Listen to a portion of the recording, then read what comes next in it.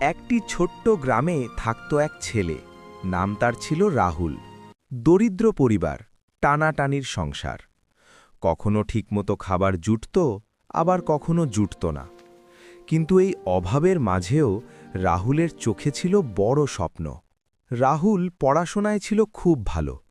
ছেঁড়া বই, পুরনো ব্যাগ, তবুও ছিল তার পড়াশোনার আগ্রহ। সে জানত পড়াশোনাই তার একমাত্র আশার আলো।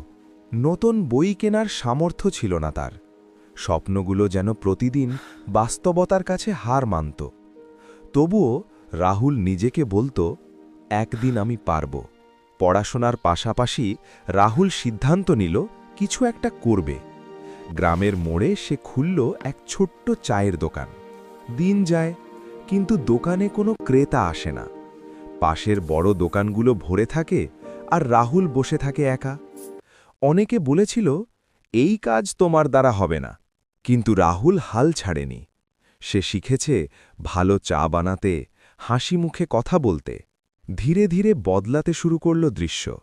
মানুষ আসতে লাগল রাহুলের দোকানে। চায়ের স্বাদের চেয়েও বেশি তারা পছন্দ করল রাহুলের আন্তরিকতা। কয়েক বছর পর সেই ছোট্ট দোকানই হয়ে উঠল গ্রামের সবচেয়ে পরিচিত জায়গা। রাহুল আজ একজন সফল ব্যবসায়ী। রাহুলের জীবন আমাদের একটাই কথা শেখায়, স্বপ্ন যদি বড় হয়, পথ কঠিন হবেই, কিন্তু ধৈর্য আর পরিশ্রম থাকলে সাফল্য একদিন ঠিকই আসবে। হ্যালো বন্ধুরা, যদি তোমাদের কাছে ভিডিওটি ভালো লাগে, ভিডিওটিতে একটি লাইক করে চ্যানেলটিকে সাবস্ক্রাইব করুন। আর আপনি কোন দেশ থেকে ভিডিওটি দেখছেন, কমেন্টে জানিয়ে যাবেন।